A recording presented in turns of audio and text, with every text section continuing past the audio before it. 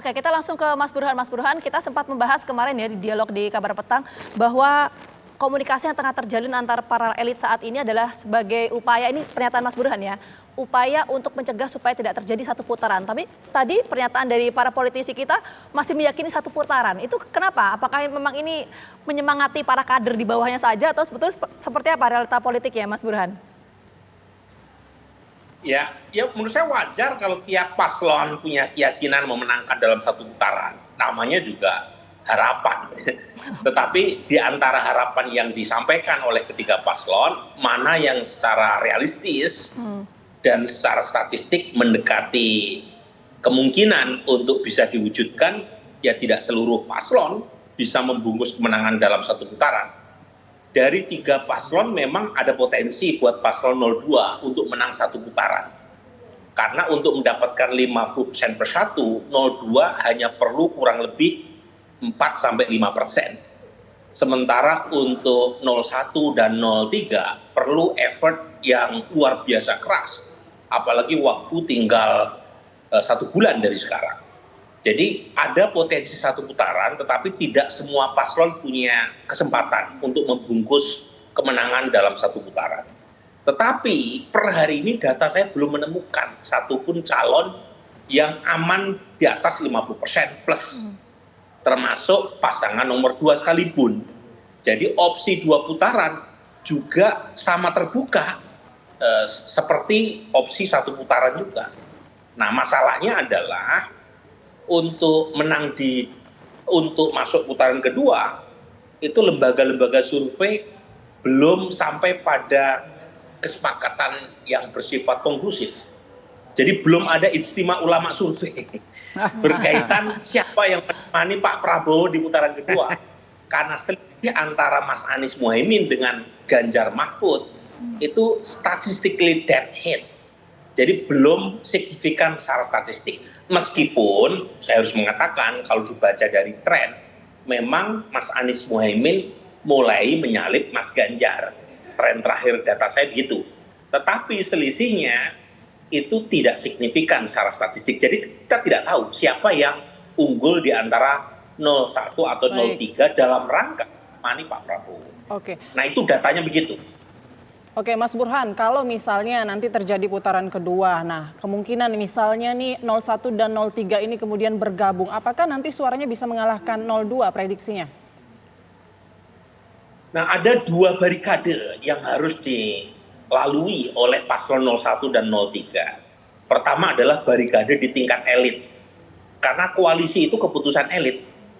Nah pertanyaannya, apakah ya, di tingkat elit tidak ada lagi constraint atau barrier secara psikologis berkaitan dengan upaya membangun koalisi di putaran kedua. Karena bagaimanapun kan ada pertanyaan nih yang misalnya patut diajukan, PDI Perjuangan dengan PKS mungkin nggak terjadi koalisi di tingkat nasional. Di tingkat pilkada sudah beberapa kali, termasuk pilkada Solo saat PDI Perjuangan dengan PKS mengusung Pak Jokowi. Tetapi di tingkat nasional belum ada presidennya. Termasuk juga bagaimana hubungan veto player seperti Ibu Mega yang sangat luar biasa menentukan suara PDI Perjuangan dengan Pak Surya Paloh yang menjadi kingmakernya Mas Anies. Bisa nggak ngopi berdua bareng seperti dulu? Jadi hal-hal semacam ini tuh nggak mudah diputuskan. Meskipun keputusan di tingkat elit. Belum lagi Putri, keputusan di tingkat elit kalau tidak diikuti atau tidak menetes ke bawah, itu juga secara elektoral tidak ada gunanya. Karena bagaimanapun preferensi masyarakat atau konstituen masing-masing pendukung paslon bisa jadi berbeda dengan keputusan elit. Ya. Nah dalam teori ini bukan istilah split ticket voting. Jadi 2 PR itu perlu dijajaki karena bagaimanapun tidak mudah. Nah sepertinya hubungan atau komunikasi paslon 01, 02 dan partai-partai pendukungnya itu dalam rangka itu, dalam rangka ice breaking, ya, mencairkan suasana. Kalau misalnya terjadi 2 putaran. Oh, upaya mencairkan suasana karena tidak begitu dengan mudah ya koalisi terbentuk karena belum tentu suara di elit ini bisa sama dengan suara di grassroots, kurang lebih seperti itu ya Mas Burhan ya. Saya mau menuju dulu ke Mas Arya. Mas Arya, meskipun ini belum ada kata kesepakatan untuk koalisi, tapi sudah ada ajakan belum dalam komunikasi itu untuk misalnya berkoalisi? ajakan dulu. Sudah ada belum itu? Ya, step pertama kita tidak mau tergiring opini bermain di dalam satu koalisi yang akhirnya atau kerjasama untuk putaran kedua. Ini konsentrasinya itu kita akan patahkan yang namanya satu putaran dengan variabel-variabel atau elemen-elemen yang sebenarnya tidak masuk akal. Karena kami melihat di lapangan yang jadi persoalan ini kan sebenarnya kita nggak bisa bicara satu putaran atau dua putaran. Pemilu ini berlaku atau berlangsung secara jujur dan adil atau tidak itu dulu. Karena ketakutan kami, opini dibangun satu putaran tapi yang kerja aparat. Maka kami konsentrasi antara 01 dan 03 di bawah, pembicaraannya itu pemilu berlaku judil. Bagaimana undangan pemilih nanti benar-benar disampaikan. Bagaimana aparat desa yang dipanggil-panggil ini benar-benar kemudian tidak ditargetkan suara. Bagaimana oknum-oknum Bapinsa, oknum di Kapolsek, Kejari ini tidak bermain. Fakta-fakta ini kan nggak diangkat sama TV One. Terus kita ngomong satu putaran, dua putaran. Faktanya terjadi penekanan, mbok turun itu yang namanya Mas Burhanuddin Muhtadi. Seperti apa detak di bawah itu yang terjadi? Jangan bicara satu putaran, dua putaran. Benar nggak ada penekanan, benar nggak ada netralitas. Aku takutnya Profesor Burhanuddin Muhtadi ini menggiring opini satu putaran. Yang kerja aparat di bawah. Itu faktanya yang kita dapat. Saya bukan lagi bicara soal ini adalah satu analisa. Di dapil saya itu tentara berbaju hijau. Bikin spanduk. Ya, walaupun sudah dikatakan bukan yang membuat bukan dia. Kita cinta TNI, kita cinta Polri, kita cinta aparat negara. Udahlah yang kali ini biar jadi hajatan rakyat, hajatan publik. Ya, inilah kita ketemu akhirnya dengan 02 karena sama-sama termarginalkan. Kita ini sudah kayak pasang baliho, sama pasang spanduk aja sudah kayak orang kucing-kucingan. Itu yang saya maksudkan.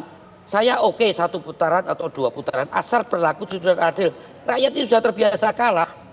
Rakyat ini sudah terbiasa pemilu kalah.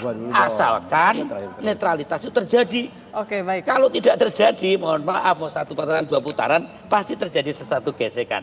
Itu yang tidak kita inginkan. Matur nuwun. Mas Arya, apakah data-data pelanggaran itu sudah dilaporkan ke Bawaslu? Ya pasti. Kita pelaporan sekarang tumpuk terus, kita laporkan. Berarti persoalannya begitu gak kundum. Baik. Gak kundum itu kan gabungan. Mohon maaf sekali lagi, bukan institusi ya. Hanya oknum-oknum saja. Karena kami pun yang memberitahu, kami pun aparat yang masih cinta terhadap netralitas. Teman saya di aparat banyak. Baik di kepolisian, baik di TNI, baik di birokrasi. Kepala desa itu nangis sama saya. Ya kan? Baik, artinya kita tinggal menunggu dari aksi Bawaslu sendiri ya, untuk memberikan tindakan kepada oknum-oknum tersebut. Netralitas ini terjadi nggak untuk satu peran atau dua peran. Itu lebih penting. Ya, kita tinggal nunggu aksi dari Bawaslu ya, setelah ada laporan apakah ada tindakan nanti untuk ke oknum-oknum tersebut yang disebutkan sama Mas Arya tadi. Betul. Saya mau beralih ke Gus Jazil terlebih dahulu. Gus, tahu saya ini Anies Baswedan tidak pernah mengucapkan selamat ulang tahun loh untuk PDIP. Tapi kemarin nih yang menarik adalah beliau mengucapkan ucapan selamat ulang tahun. Apakah ini sinyal bahwa kemudian nanti Anies Baswedan yang kemungkinan akan mengajak duluan tim 03 untuk bergabung di putaran kedua? Ya tentu karena memang Bu Mega dan kita lihat semua ada momentum di mana konstitusi itu ditekak-tekuk dan Bu Mega yang pasang badan di situ. Wajar saja Pak Anies sebagai calon presiden dengan narasi koalisi perubahan memberikan penghargaan yang sungguh luar biasa karena menurut saya dan kita semua harus mengakui hanya Bu Mega yang berani bersikap secara konsisten sampai hari ini yang selalu bilang hukum jangan ditekak-tekuk, hukum jangan dipermainkan, itu kan Bu Mega. Oleh sebab itu apa yang disampaikan oleh Pak Anies itu adalah bagian untuk memberitahu kepada publik bahwa memang ada masalah dan kemudian masalah itu Bu Mega ikut berdiri tegak untuk mengawal konstitusi. Bukan sinyal ajakan ya? Nah, tapi yang halo? Ya, bukan sinyal ajakan atau pendekatan ya maksudnya? Ya boleh saja kita anggap sebagai sinyal juga boleh. Karena apa? Karena memang sampai detik ini kita tidak punya masalah sedikit pun dengan 03. Seperti disampaikan Pak Bimo tadi, kita punya masalah dengan orang yang memiliki cacat di dalam konstitusi. Kita punya masalah dengan sekarang fakta di lapangan yang kemudian mengacak-acak keadaan. Ini soal penting karena ini soal legitimasi pemilu. Lihat dari nadanya Pak Bimo tadi seakan-akan mengatakan kalau ini diterus-teruskan hasil pemilu tidak akan legitimate. Lepas dari siapapun yang menang. Ini kan berbahaya untuk bangsa ini. Oleh sebab itu saya juga berharap berhentilah menggunakan tangan-tangan kekuasaan dan itu cetok nyata.